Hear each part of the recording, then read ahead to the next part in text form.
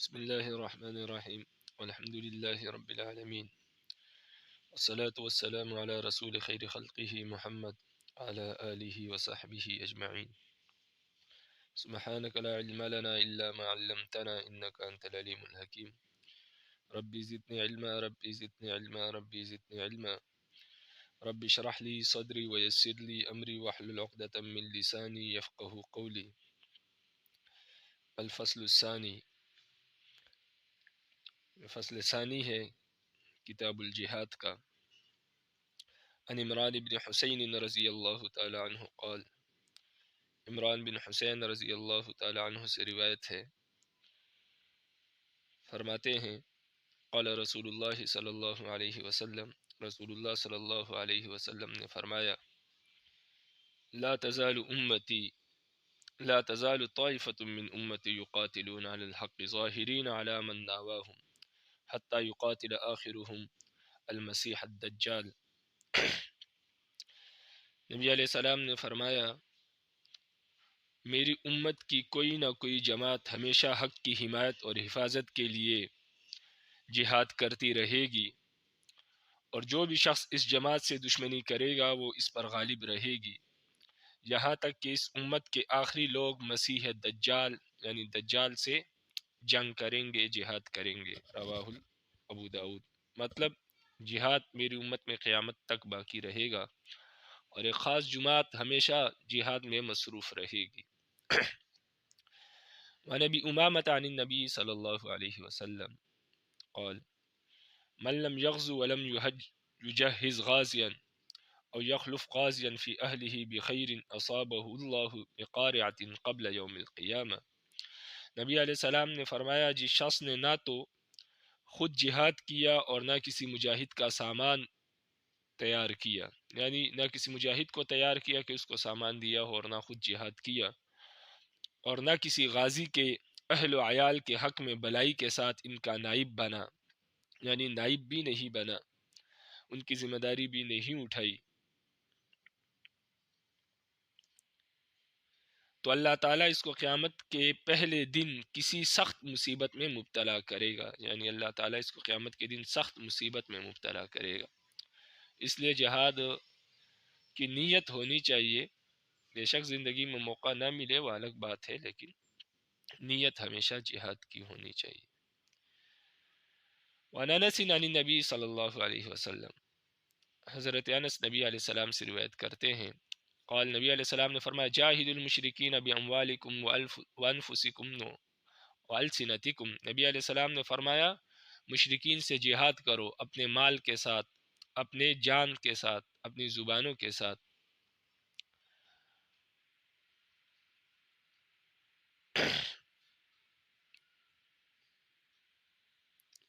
جان کے ساتھ یہ ہے کہ ان کو خوف دلاؤ، ان کو ڈراؤ.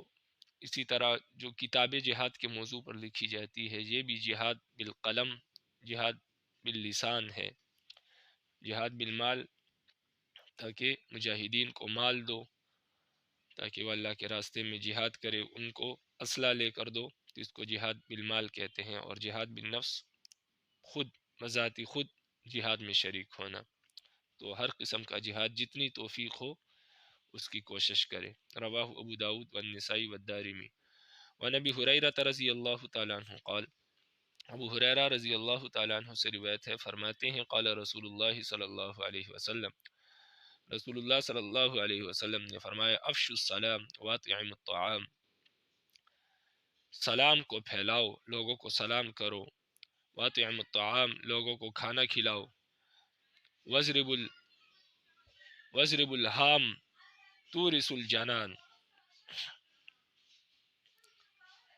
اور کفار کے فتنے اور فساد کا سر کچل دو، جنت کے وارث بن جاؤ گے. یعنی کفار کے ساتھ جہاد کرو،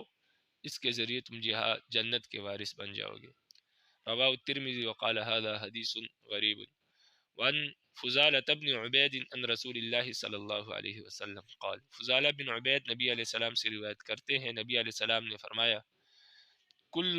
میت یختم علی عملہ الا الذي مات له مرابطا في سبيل الله فإنه يمنى له عمله الى يوم القيامة ويأمن من فتنة القبر. نبی علیہ السلام نے فرمایا ہر میت کے عمل پر مہر لگ جاتی ہے، یعنی جو بھی انسان مر جاتا ہے اس کا نام اعمال بند ہو جاتا ہے، اس کے نام اعمال میں مزید کوئی نیکی نہیں لکھی جاتی، چونکہ وہ مر گیا ہے اب نہیں لکھی جائے گی، کوئی نیکی وہ کر نہیں سکتا تو کوئی نیکی لکھی بھی نہیں جاتی۔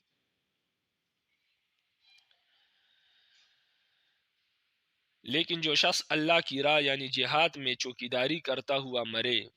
تو اس کے لیے اس کا عمل قیامت کے دن تک بڑھا دیا جاتا ہے، یعنی قیامت تک اس کو اپنے اعمال کا ثواب ملتا رہتا ہے، جو اپنی زندگی میں یہ کرتا تھا اس کا ثواب اس کو ملتا رہتا ہے،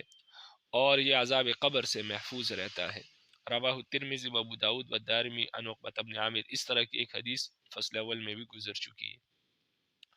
عن معاذ بن جبل انه سمع رسول الله صلی اللہ علیہ وسلم یقول من قاتل فی سبیل اللہ فواق ناقۃ فقد وجبت له الجنہ۔ معاذ بن جبل سے روایت ہے کہ انہوں نے نبی علیہ السلام کو یہ فرماتے ہوئے سنا کہ کسی شخص نے اگر اللہ کے راستے میں اتنی دیر تک جہاد کیا جتنی دیر میں اونٹنی کا دودھ دویا جاتا ہے تو اس کے لیے جنت واجب ہو گئی ہے، یعنی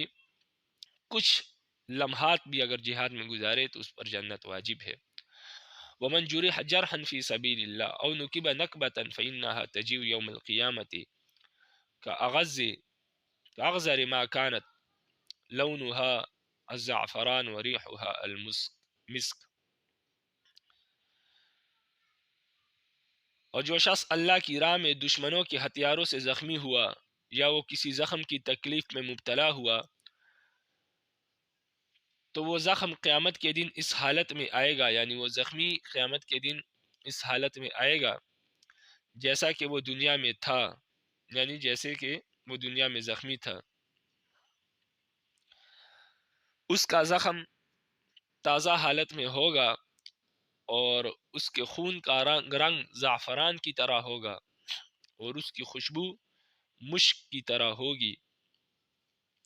ومن خرج به خراج فی سبیل اللہ فإن علیہ طابع الشہداء۔ اور جس شخص کے بدن میں اللہ کی راہ میں جس شخص کا بدن اللہ کی راہ میں پھوٹ نکلا تو قیامت کے دن اس پھوڑے پر یا پھوڑے والوں پر شہیدوں کی مہر ہوگی، یعنی جس شخص کے بدن میں کوئی پھوڑا نکلا اللہ کی راہ میں تو اس پھوڑے پر بھی شہداء کی مہر ہوگی، چونکہ یہ بھی اللہ کے راستے میں اس کو نکلا ہے۔ رواہ ترمذی و ابو داؤد و نسائی، یعنی اللہ کے راستے میں جو بھی تکلیف اس کو پہنچے گی رب العالمین اس کا اجر عطا فرمائیں گے۔ وعن خریم بن فاتق قال قال رسول اللہ صلی اللہ علیہ وسلم، خریم بن فاتق سے روایت ہے، فرماتے ہیں کہ نبی علیہ السلام نے فرمایا من انفق نفقة فی سبیل اللہ کتب له ب700 ضعف۔ نبی علیہ السلام نے فرمایا جس نے اللہ کے راستے میں کچھ خرچ کیا اللہ تعالیٰ اس کو 700 گنا عطا فرمائیں گے۔ رواہ الترمذی والنسائی۔ وعن ابی امامۃ قال قال رسول اللہ صلی اللہ علیہ وسلم افضل الصدقات ذل فسطاط فی سبیل اللہ ومنحة خادم فی سبیل اللہ وطروقة فحل فی سبیل اللہ۔ ابو امامہ رضی اللہ تعالیٰ عنہ سے روایت ہے، فرماتے ہیں کہ نبی علیہ السلام نے فرمایا کہ سب سے بہترین صدقہ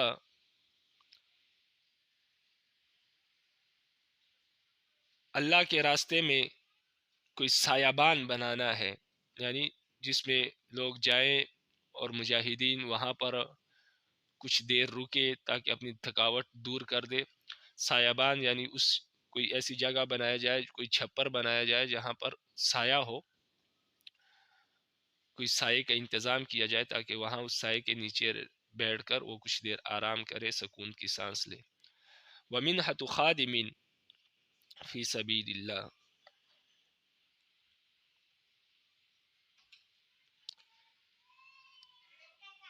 اور بہترین صدقہ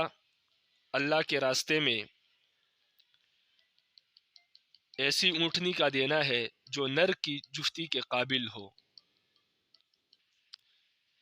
اس سے پہلے ہے وَمِنْحَةُ خَادِمٍ فی سبیل اللہ، یہ رہ گیا۔ اور بہترین صدقہ اللہ کے راستے میں خادم کا صدقہ کرنا ہے، یعنی اللہ کے راستے میں کسی خادم کو صدقہ کرنا ہے کہ کسی کو خادم دے دیا جائے تاکہ وہ اس کی خدمت کرے، یا مجاہدین کی خدمت کرے، یا حاجیوں کی خدمت کرے، تو یہ بھی بہترین صدقہ ہے۔ اور طروقۃ فحل فی سبیل اللہ، یا اللہ کے راستے میں ایسی اونٹنی کا دینا جو نر کی جفتی کے قابل ہو، یعنی اللہ کے راہ میں ایسی اونٹنی کا دینا افضل ہے جو نر کے ساتھ جفتی کی عمر کو پہنچ گئی ہو، تاکہ وہ سواروں کے کام آ سکے، یعنی وہ مجاہدین کے کام آ سکے، کیونکہ یعنی اتنی عمر ہو گئی ہو کہ اس میں سواری کرنا آسان ہو، تاکہ اس میں مجاہدین جہاد کر سکے، یہ مطلب ہے۔ رواہ الترمذی۔ وعن ابی ہریرہ رضی اللہ تعالی عنہ قال قال رسول اللہ صلی اللہ علیہ وسلم لا یلج النار من بکا من خشیت اللہ حتی یعود اللبن فی الزرع۔ نبی علیہ السلام نے فرمایا وہ شخص جہنم میں نہیں جا سکتا جو اللہ کے خوف سے رویا ہو یہاں تک کہ دودھ تھنوں میں واپس آ جائے، یعنی جس طرح دودھ تھنوں میں واپس نہیں جا سکتا، اس طرح جو شخص اللہ کے خوف سے رویا ہو وہ جہنم میں نہیں جا سکتا۔ ولا یجتمع علی عبد غبار فی سبیل اللہ ودخان جہنم، فرمایا کہ کسی شخص کے بدن پر اللہ کے راستے کی غبار اور جہنم کا دھواں یہ دونوں جمع نہیں ہو سکتی، یعنی جس کے بدن پر اللہ کے راستے کی غبار لگی ہو وہ جہنم میں نہیں جائے گا۔ رواہ الترمذی وزاد النسائی فی اخری فی منخر مسلم ابدا، اور نسائی نے ایک دوسری روایت میں یہ الفاظ بھی نقل کیے ہیں کہ اور کسی مسلمان کی ناک کے دونوں نتنوں میں اللہ کی راہ کا غبار اور دوزخ کا دھواں کبھی جمع نہیں ہو سکتا۔ وفی اخری لہو فی جوف عبد ابدا، اور امام نسائی کی ایک اور روایت میں یہ الفاظ ہے کہ بندے کے پیٹ میں اللہ کی راہ کا غبار اور دوزخ کا دھواں کبھی جمع نہیں ہو سکتا۔ ولا یجتمع الشح والایمان فی قلب عبد ابدا، اور کسی بندے کے دل میں کامل ایمان اور بخل کبھی یکجا نہیں ہو سکتا، جمع نہیں ہو سکتا، یعنی کنجوسی اور ایمان ایک جگہ جمع نہیں ہو سکتی۔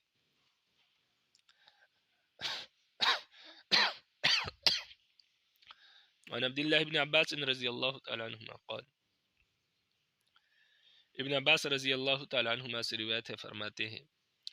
قال رسول اللہ صلی اللہ علیہ وسلم، رسول اللہ صلی اللہ علیہ وسلم نے فرمایا عینان لا تمسہم النار،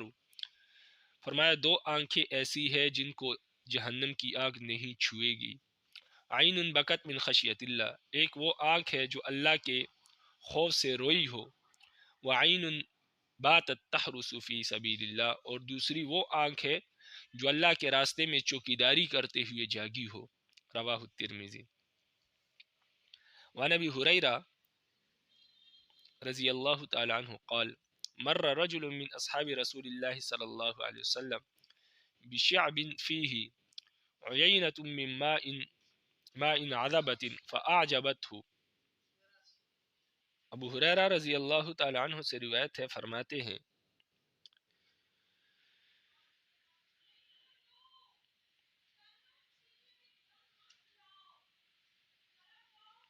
کہ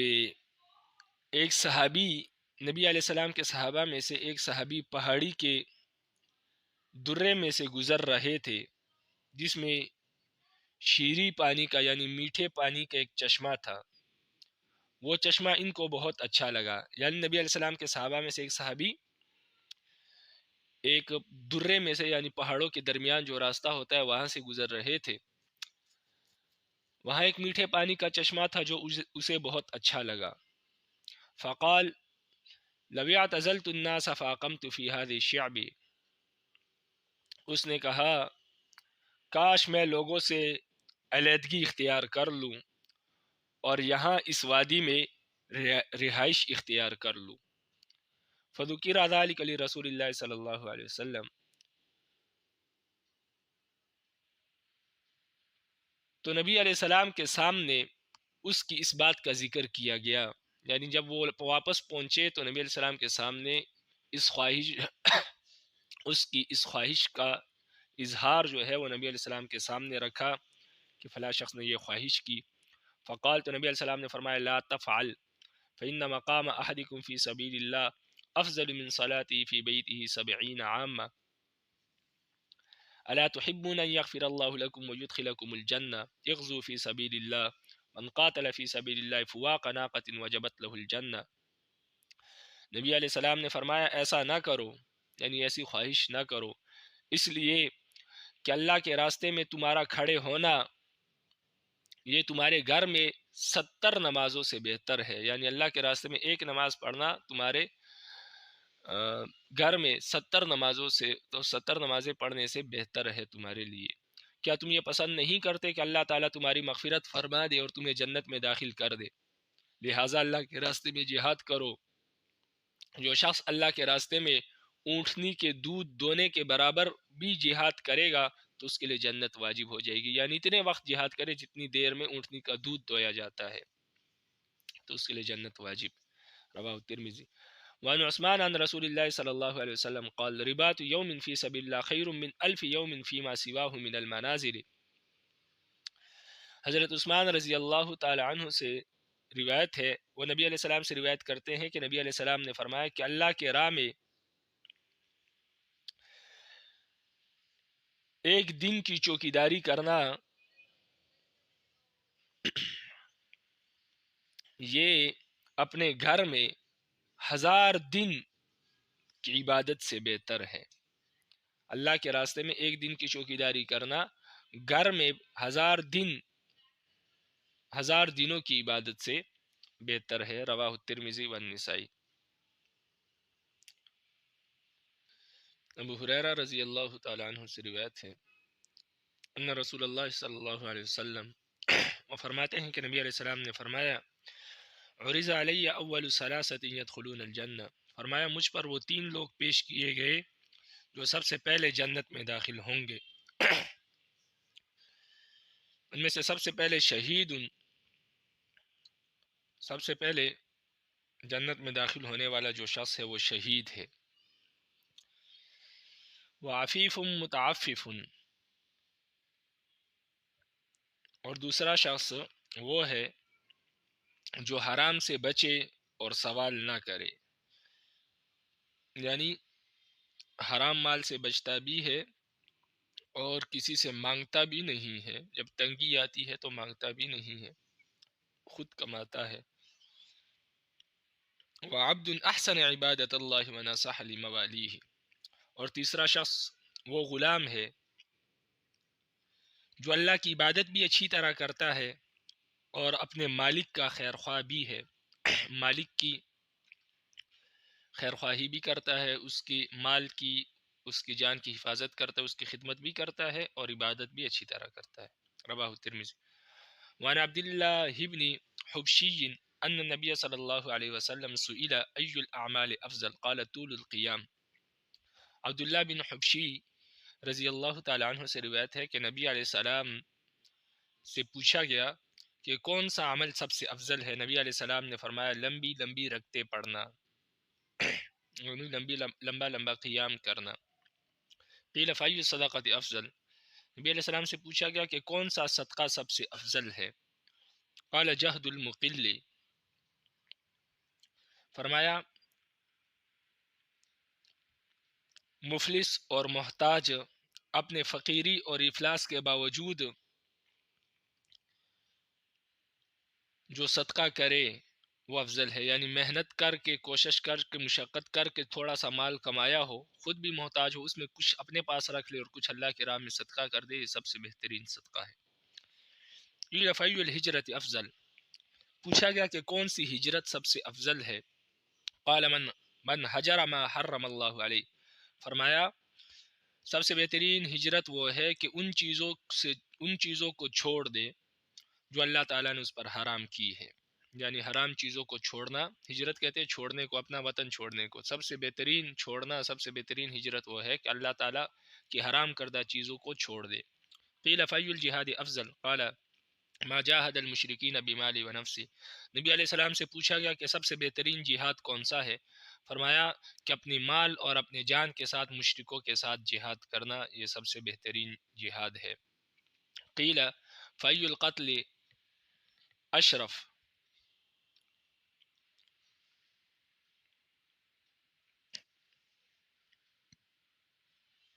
نبی علیہ السلام سے پوچھا گیا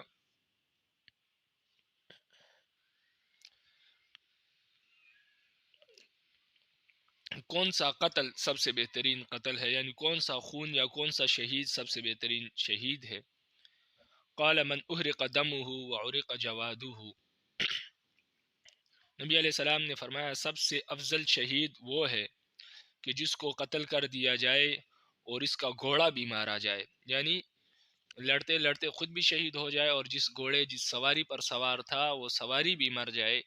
تو یہ سب سے بہترین شہید ہے، اس لیے کہ اس سے معلوم ہوتا ہے کہ اس نے بہترین انداز سے لڑا ہے، اللہ کے راہ میں بھاگا نہیں ہے۔ وفی روایت النسائی، اور امام نسائی کی روایت میں ہے کہ ان نبی صلی اللہ علیہ وسلم سئل ای الاعمال افضل قال ایمان لا شک فیہ وجہاد لا غلول فیہ وحجۃ مبرورۃ، نبی علیہ السلام سے پوچھا گیا کہ کون سا عمل سب سے بہترین عمل ہے، تو نبی علیہ السلام نے فرمایا وہ ایمان جس میں کسی قسم کا کوئی شک نہ ہو، یعنی انسان پورے دل سے ایمان لے آئے، اس کو کوئی شک و شبہ نہ ہو، وہ جہاد جس میں حاصل شدہ مال غنیمت کے بارے میں کسی طرح کی خیانت نہ کی گئی ہو، یعنی وہ جہاد سب سے افضل ہے جس میں انسان کو مال غنیمت ملے لیکن وہ اس میں خیانت نہ کرے۔ اور نمبر 3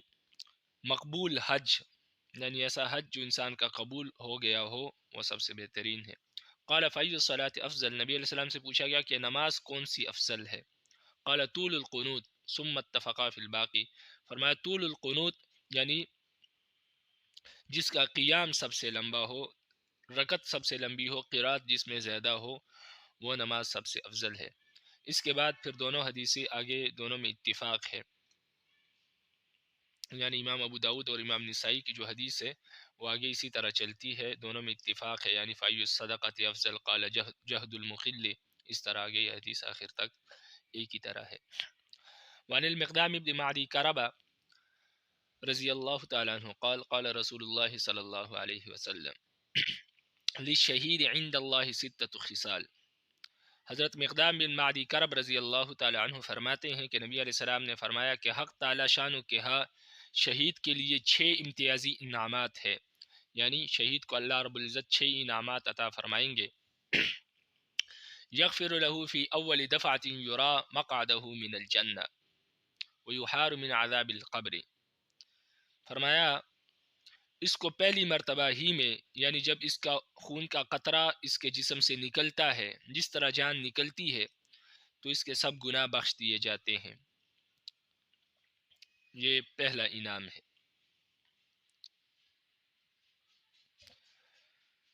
وَيُرَى مَقْعَدَهُ مِنَ الْجَنَّةِ، اور اس کو جان نکلتے وقت ہی جنت میں اپنا ٹھکانہ دکھائی دیا جاتا ہے، یعنی اللہ تعالیٰ اس کو جنت میں اس کا مقام دکھا دیتے ہیں جان نکلنے کے وقت ہی، دوسرا انعام۔ وَيُحَارُ مِنْ عَذَابِ الْقَبْرِ، اور عذاب قبر سے اس کو محفوظ رکھا جاتا ہے، یہ تیسرا انعام ہو گیا۔ وَيَأْمَنُ مِنَ الْفَزْعِ الْأَكْبَرِ، اور وہ بڑی گھبراہٹ یعنی آگ کے عذاب سے محفوظ رہے گا، یعنی قیامت میں بھی جہنم میں داخل نہیں ہوگا۔ 4 انعامات ہو گئے۔ وَيُوضَعُ عَلَى رَأْسِهِ تاج الوقار، اور اس کے سر پر عظمت اور وقار کا تاج رکھا جائے گا جس کا یاقوت الیاقوت منہا خیر من الدنیا وما فیہا، جس کا یاقوت دنیا اور اس کی تمام چیزوں سے بہتر اور قیمتی ہوگا، اتنا قیمتی یاقوت اس تاج میں لگا ہوگا۔ وما فیہا ویزوج 72 زوجة من الحور العین ویشفع فی 70 من اقربائہ، اور نمبر 6 اس کی زوجیت میں بڑی آنکھوں والی بہترین حوریں دی جائیں گی،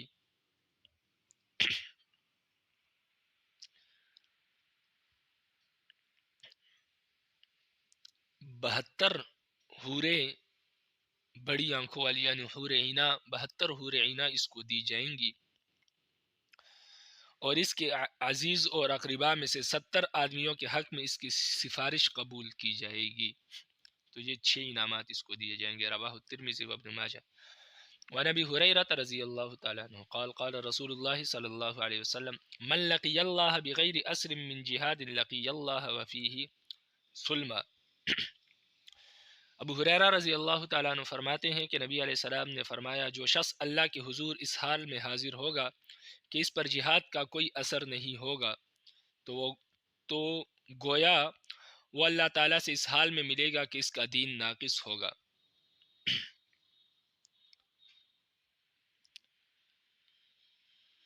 اس کا مطلب یہ ہے کہ اللہ تعالیٰ سے اس حال میں ملے، اس حال میں اس کی موت واقع ہو کہ نہ تو اس نے جہاد کیا ہو اور نہ دل میں جہاد کی تمنا ہو، تو اس کا دین ناقص ہے۔ اللہ تعالیٰ سے اس حال میں ملے گا کہ اس کا دین ناقص ہوگا۔ اس لیے کہ جہاد جو ہے یہ دین کا ایک اہم فریضہ ہے، اگر کرنے کا موقع نہیں ملا تو کم سے کم اس کی خواہش اور تمنا دل میں ضرور ہونی چاہیے۔ رواہ الترمذی و ابن ماجہ۔ وعنہ قال قال رسول اللہ صلی اللہ علیہ وسلم لا يجید علم القتل الا كما يجید احدكم علم القرص۔ ابو ہریرہ رضی اللہ تعالی عنہ سے روایت ہے، فرماتے ہیں کہ نبی علیہ السلام نے فرمایا، شہید اپنے قتل کی بس اتنی ہی تکلیف محسوس کرتا ہے جتنی تکلیف تم میں سے کوئی شخص چونٹی کے کاٹنے پر محسوس کرتا ہے۔ رواہ الترمذی والنسائی والدارمی وقال الترمذی هذا حدیث حسن غریب۔ وعن ابی امامۃ عن النبی صلی اللہ علیہ وسلم قال ليس شيء احب الى اللہ من قطرتین واثرین۔ ابو امامہ رضی اللہ تعالی عنہ سے روایت ہے، نبی علیہ السلام سے روایت کرتے ہیں کہ نبی علیہ السلام نے فرمایا کہ اللہ تعالیٰ کے نزدیک 2 قطروں اور 2 نشانات سے زیادہ محبوب کوئی چیز نہیں ہے۔ قطرۃ دموع من خشیت اللہ وقطرۃ دم جہراق فی سبیل اللہ۔ فرمایا 2 قطرے تو یہ ہے کہ ایک وہ قطرہ، آنسو کا وہ قطرہ جو اللہ کے خوف سے گرا ہو، اور دوسرا خون کا وہ قطرہ جو اللہ کے راستے میں بہا ہو۔ یہ 2 قطرے اللہ کو بہت محبوب ہے۔ وَأَمَّا الْأَثَرَانِ، اور جہاں تک زخم کا تعلق ہے کہ 2 نشانات، 2 زخم اللہ کو محبوب ہے۔ فَأَثَرٌ فِي سَبِيلِ اللَّهِ، ایک تو وہ زخم ہے جو اللہ کے راستے میں کسی کو لگا ہو۔ وَأَثَرُ فَرِيضَةٍ مِّن فَرَائِضِ اللَّهِ تَعَالَى، اور دوسرا نشان وہ ہے کہ اللہ کی طرف سے فرض کی ہوئی چیزوں میں سے کسی فرض چیز کے سلسلے میں پیدا ہوا ہو۔ رواہ الترمذی وقال هذا حدیث حسن غریب۔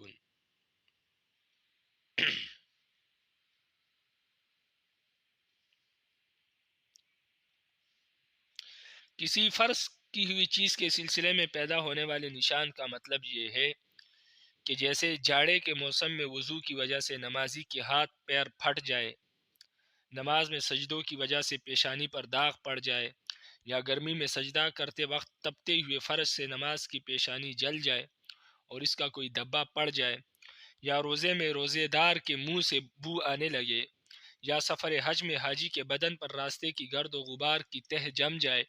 تو یہ نشانات جو کسی فرض کے سلسلے میں پڑے ہو، اس کا یہ مطلب ہے یہ بھی اللہ کو بہت محبوب ہے۔ وعن عبداللہ بن عمرو رضی اللہ تعالیٰ عنہ قال قال رسول اللہ صلی اللہ علیہ وسلم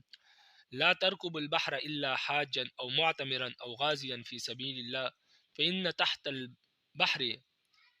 نارا وتحت النار بحرا۔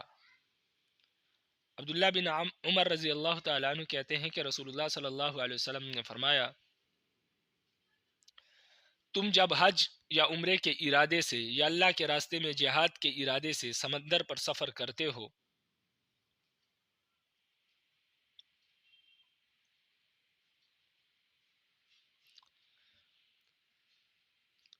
یعنی نبی علیہ السلام نے فرمایا کہ تم حج، عمرے یا جہاد فی سبیل اللہ کے ارادے سے سمندر پر سفر نہ کرو، اس لیے کہ سمندر کے نیچے آگ ہے اور آگ کے نیچے دریا ہے۔ حدیث کا حاصل یہ ہے کہ پانی پر سفر کرنا ایک خطرناک مہم ہے، اور عقل مند آدمی کو چاہیے کہ اس خطرناک مہم کے ذریعے اپنے آپ کو ہلاکت اور خوف میں نہ ڈالے۔ اس لیے جب حج کے لیے سفر ہو یا عمرے کے لیے یا جہاد کے لیے تو سمندر پر سفر نہ کرے۔ رواہ ابو داؤد۔ وعن ام حرام عن النبی صلی اللہ علیہ وسلم قال المائد في البحر الذي يصيبه القي له اجر شهيد والغريق له اجر شهيدين۔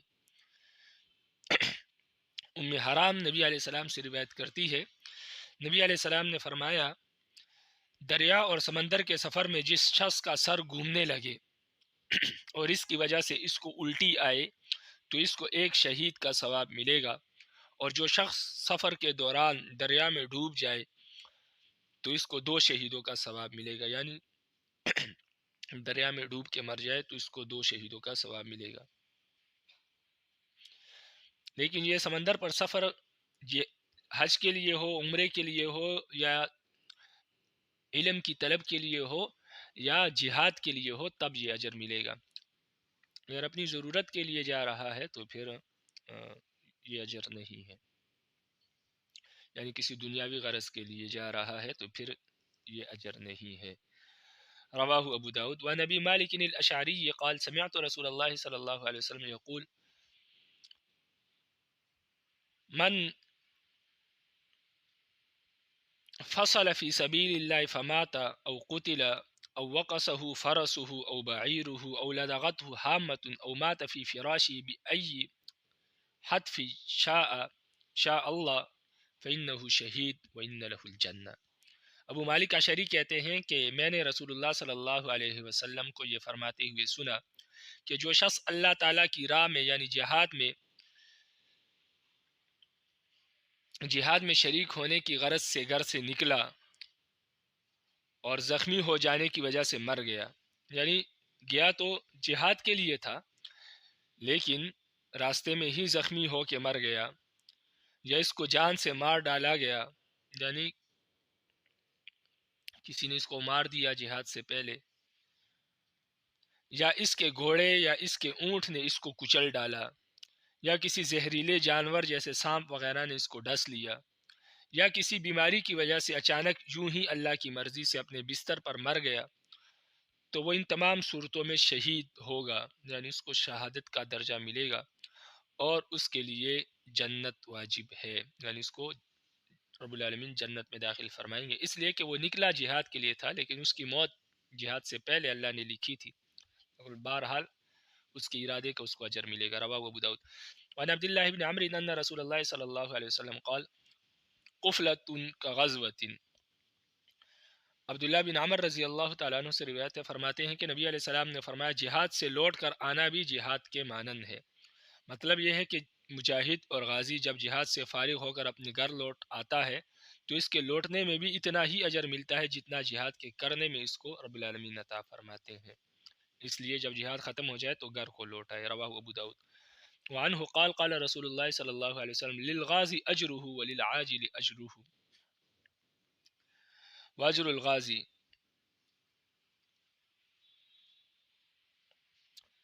عبداللہ بن عمر کہتے ہیں کہ رسول اللہ صلی اللہ علیہ وسلم نے فرمایا جہاد کرنے والے کو اس کا اپنا اجر ملتا ہے، اور عاجل یعنی مال دینے والے کو اس کا اجر بھی ملتا ہے اور جہاد کرنے والے کا اجر بھی ملتا ہے، یعنی ایک شخص نے مال دیا اللہ کے راستے میں، مجاہد کو تیار کیا کہ آپ اللہ کے راستے میں جہاد کریں، اب وہ مجاہد گیا، اس نے اللہ کے راستے میں جہاد کیا، تو جس نے جہاد کیا اس کو تو صرف جہاد کا ثواب ملا، لیکن جس نے مال دیا تھا، ہتھیار دیے تھے، مجاہد کو تیار کیا تھا، تو اس کو مال دینے کا بھی ثواب ملا اور جہاد کا ثواب بھی ملا، دونوں چیزوں کا ثواب اس کو ملا۔ رواہ ابو داؤد۔ وعن ابی ایوب سمع النبی صلی اللہ علیہ وسلم یقول ستفتح علیکم الامصار وستکون جنود مجندہ یقطع علیکم فیہا بعوث فیکرہ الرجل البعث۔ ابو ایوب انصاری رضی اللہ تعالیٰ عنہ سے روایت ہے کہ انہوں نے نبی علیہ السلام کو یہ فرماتے ہوئے سنا، نبی علیہ السلام فرما رہے تھے ان قریب تمہارے لیے بڑے بڑے شہر فتح ہوں گے، یعنی تم بڑے بڑے شہروں کو فتح کرو گے، اور لشکر کے جدا جدا کئی جھنڈے ہوں گے جن میں تمہارے لیے فوجیں معین کی جائیں گی۔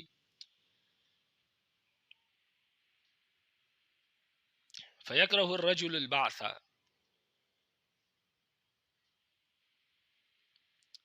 فَيَتَخَلَّصُ مِنْ قَوْمِهِ ثُمَّ يَتَصَفَّحُ الْقَبَائِلَ يَعْرِضُ نَفْسَهُ عَلَيْهِمْ مِنْ أَكْفِيهِ بَعْثَ كَذَا أَلَا وَذَلِكَ الْأَجِيرُ إِلَى آخِرِ قَطْرَةٍ مِنْ دَمِهِ۔ تو جو شخص امام یعنی سربراہ مملکت کی طرف سے اپنے آپ کو بلا معاوضہ فوج کے ہمراہ جہاد میں بھیجے جانے کو ناپسند کرے تو اپنی قوم سے نکل بھاگے گا تاکہ جہاد میں جانے سے بچ جائے، اور پھر دوسرے قبیلوں کو تلاش کرتا پھرے گا اور ان کے سامنے اپنی خدمات پیش کرے گا اور کہے گا کہ کون شخص ہے جس کو میں ایسے لشکر سے کفایت کروں، یعنی وہ کون ہے جس کو میری خدمت جو میری خدمت کو اجر پر حاصل کرے، یعنی پیسوں کے ذریعے میں اس کے لیے خدمت کروں اور مجھے نوکر رکھے تاکہ میں اس کی طرف سے لشکر میں جا کر لڑائی کروں اور مشقت کروں۔ حاصل یہ کہ وہ شخص بغیر اجرت کے محض اللہ تعالی کی خوشنودی کے لیے جہاد میں نہیں جائے گا، یعنی وہ اس کے لیے تو تیار ہوگا کہ مجھے اگر تنخواہ دی جائے میں اللہ کے راستے میں جہاد کروں گا، لیکن اگر تنخواہ نہیں ملتی تو اللہ کے راستے میں جہاد نہیں کروں گا۔ تو نبی علیہ السلام نے ایسے شخص کی مذمت فرماتے ہوئے فرمایا کہ خبردار، وہ شخص اپنے آخری خون کے قطرے تک مزدور ہی رہے گا۔ الا وذلک الاجیر الی آخر قطرۃ من دمی، فرمایا یہ شخص اپنے آخری قطرے تک مزدور ہی رہے گا۔ اگر اس کی نیت، اس کا مقصد تنخواہ ہے تو اس کو جہاد کا اجر نہیں ملے گا۔ بے شک جہاد میں لڑتے لڑتے یہ مر جائے، شہید ہو جائے، تب اس کو شہادت کا درجہ نہیں ملے گا، جہاد کا ثواب نہیں ملے گا۔ یہ ایک مزدور ہے، بس اس کو دنیا کا اجر ہی کافی ہے، دنیا کے پیسے ہی کافی ہے۔ رواه ابو داود۔ وعن يعلى بن أمية قال آذن رسول الله صلى الله عليه وسلم بالغزو وأنا شيخ كبير ليس لي خادم فالتمست أجيرا يكفيني فوجدت رجلا سميت له 3 دنانير۔ حضرت یعلا بن امیہ فرماتے ہیں کہ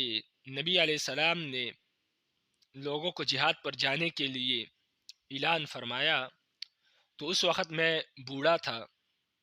میں بڑی عمر کا تھا اور بوڑھا تھا، اور میرے پاس کوئی خادم نہ تھا، اس لیے میں نے کوئی ایسا مزدور تلاش کیا جو دوران جہاد میری دیکھ بھال کر سکے۔ چنانچہ مجھے ایک شخص مل گیا جس کی اجرت یعنی جس کی تنخواہ 3 دینار میں نے مقرر کر دی۔ فلما حضرت غنیمت اردت ان اجری له سهمه فجئت النبي صلى الله عليه وسلم فذكرت له فقال ما اجد له في غزوته هذه في الدنيا والآخرة الا دنانيره التي تسمى۔ جہاد سے فراغت کے بعد جب مال غنیمت آیا تو میں نے ارادہ کیا کہ اس مال غنیمت میں سے اس شخص کا بھی حصہ دے دوں۔ اس بارے میں نے نبی علیہ السلام سے مسئلہ دریافت کیا تو آپ صلی اللہ علیہ وسلم نے فرمایا مجھے شریعت کے حکم میں اس شخص کے لیے جہاد کے تعلق سے دنیا اور آخرت میں علاوہ اس دنانیر کے جو متعین کیے گئے ہیں اور کسی چیز کے ملنے کی توقع نہیں ہے۔ یعنی نبی علیہ السلام نے فرمایا کہ آپ اس کو دنانیر دے دو، اس کی اجرت دے دو، لیکن اس نے آپ کی جتنی بھی خدمت کی اگر یہ اللہ کی رضا کے لیے کی ہوتی تو اس کو جہاد کا ثواب ملتا، لیکن ابھی مجھے امید نہیں ہے کہ اس کو جہاد کا ثواب ملے گا، بلکہ اس کو اپنی تمام خدمت پر صرف اسی دنیا کی یہ دنانیر اور یہی اجر ہی ملے گا، باقی اللہ تعالیٰ اس کو کوئی اجر عطا نہیں فرمائیں گے، اس لیے کہ اس کا مقصد صرف اپنی نوکری کرنا تھا اور اپنے 3 دینار لینے تھے، بس وہ اس کو مل گئے۔ تو فیصلے نیت پر ہوتے ہیں، انما الاعمال بالنیات۔ رواه ابو داود۔ وعن ابي هريره ان رجلا قال يا رسول الله رجل يريد الجهاد في سبيل الله وهو يبتغي عرضا من عرض الدنيا فقال النبي صلی اللہ علیہ وسلم لا اجر له۔ ابو ہریرہ رضی اللہ تعالیٰ عنہ سے روایت ہے، فرماتے ہیں کہ ایک شخص نے نبی علیہ السلام سے پوچھا کہ اے اللہ کے رسول، ایک شخص جہاد کرتا ہے اس غرض سے کہ وہ اس سے دنیا کا مال کمائے، یعنی اس غرض سے جہاد کرتا ہے تاکہ اس کو مال غنیمت ملے، دنیا کے مال و اسباب کمانے کا خواہش مند ہے، مال غنیمت حاصل کرنے کی غرض سے جہاد کرتا ہے، تو نبی علیہ السلام نے فرمایا کہ ایسے شخص کو جہاد کا کوئی اجر نہیں ملے گا، مال غنیمت مل جائے گا لیکن جہاد کا اجر اور ثواب نہیں ملے گا۔ رواہ ابو داود۔ وعن معاذ رضی اللہ تعالی عنہ قال قال رسول اللہ صلی اللہ علیہ وسلم الغزو غزوان فاما من ابتغى وجه الله واطاع الامام وانفق الكريم ويأسرك الشريك واجتنب الفساد فإن نومه ونبهه اجر كله۔ نبی علیہ السلام نے فرمایا، حضرت معاذ سے روایت ہے کہ نبی علیہ السلام نے فرمایا جہاد دو طرح کا ہوتا ہے، چنانچہ جس شخص نے مولا کی رضا طلب کرنے کے لیے یعنی اللہ کی رضا طلب کرنے کے لیے جہاد میں شرکت کی اور امام اور سربراہ یعنی حاکم کی اطاعت کی، اپنے پاک مال اور اپنی پاک جان کو اللہ کے راہ میں خرچ کیا اور اپنے شریک کار سے اچھا معاملہ رکھا یعنی باقی لشکر والوں سے بھی اچھا معاملہ رکھا اور فتنہ فساد کرنے سے بچتا رہا، تو واپس آنے تک اس شخص کی نیند، اس کا جاگنا، یہ سارے کا سارا اجر ہے، یعنی یہ جاگ بھی رہا ہے تب بھی اس کو اجر مل رہا ہے، یہ سو رہا ہے تب بھی اس کو جہاد کا ثواب مل رہا ہے۔ وَأَمَّا مَنْ غَزَا فَخْرًا وَرَأْيًا أَوْ سُمْعَةً وَعَصَى الْإِمَامَ وَأَفْسَدَ فِي الْأَرْضِ فَإِنَّهُ لَمْ يَرْجِعْ بِالْكَفَافِ۔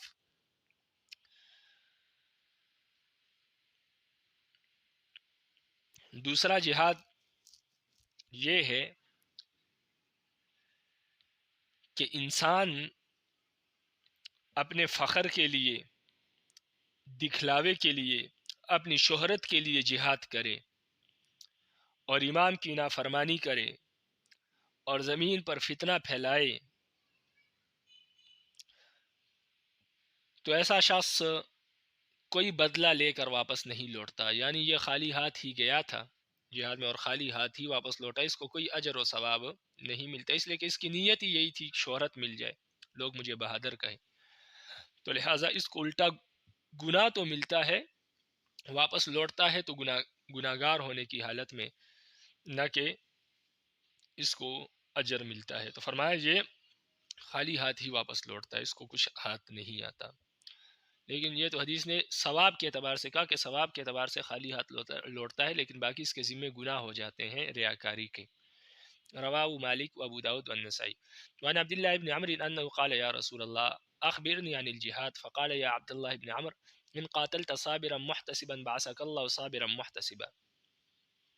عبداللہ بن عمر رضی اللہ تعالیٰ عنہ سے روایت ہے،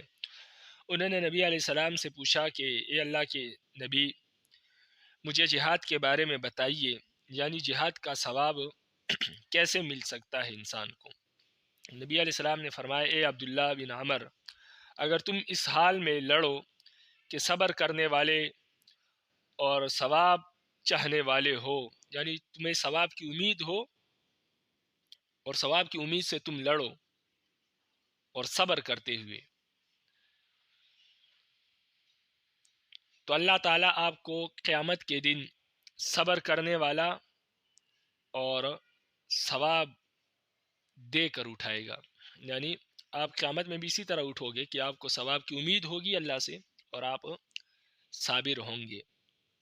یعنی آپ صبر کرتے ہوئے اللہ کے راستے میں ثواب کی امید سے لڑے، اللہ تعالیٰ آپ کو قیامت کے دن ثواب عطا فرمائیں گے۔ وَإِن قَاتَلْتَ مُرَائِيًا مُكَاثِرًا بَعَثَكَ اللَّهُ مُرَائِيًا مُكَاثِرًا يَا عبد الله بن عمر وعلى أي حال قاتلت أو قتلت بعثك الله على تلك الحال۔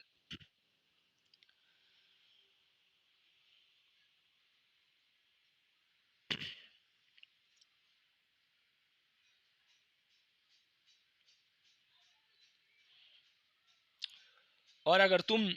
نمائش کی نیت سے اور اپنا زور جتلانے کے لیے لڑو گے، یعنی لوگوں کو دکھلانے کے لیے لڑو گے،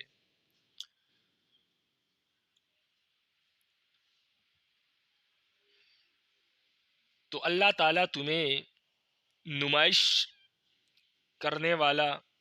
اور زور جتلانے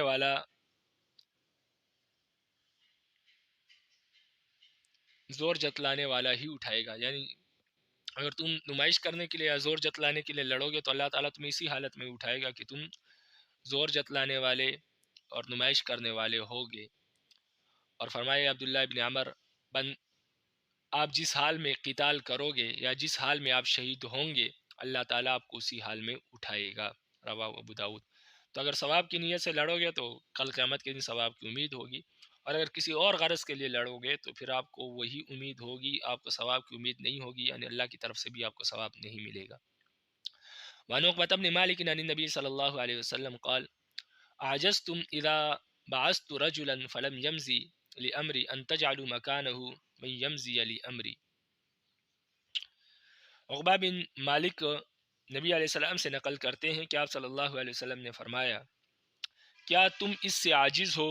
کہ جب میں کسی شخص کو تمہارا امیر اور حاکم بنا کر بھیجوں اور وہ میرے حکم کی فرما برداری نہ کرے، یعنی وہ میرے کسی حکم یا میری کسی ممانعات کی مخالفت کرے، تو تم اس کو معزول کر دو اور اس کی جگہ کسی ایسے شخص کو مقرر کر دو جو میرے احکامات کی پابندی کرے. یعنی نبی علیہ السلام نے فرمایا جب کوئی امیر شریعت کے مطابق نہیں چلتا تو پھر تمہیں اختیار ہے کہ تم اس کو معزول کر دو، اور کوئی چیز تمہیں اس سے عاجز نہیں کرتی، یہ تم کر سکتے ہو. رواہ ابو داود. وذکر حدیث فضالہ والمجاہد من جاہد نفسہ فی کتاب الایمان. فرماتے ہیں کہ یہاں پر کتاب المصابیح میں حضرت فضالہ اور مجاہد کی حدیث بھی موجود تھی فصل ثانی میں، اور وہ حدیث ہے من جاہد نفسہ. لیکن یہ کتاب الایمان میں مصنف نے صاحب مشکات نے ذکر کر دی ہے، اس لیے یہ دوبارہ ذکر نہیں کی تاکہ تکرار لازم نہ آئے. وما علینا الا البلاغ المبین. رب العالمین عمل کی توفیق نصیب فرمائے. بسم اللہ الرحمن الرحیم. والحمد للہ رب العالمین والصلاة والسلام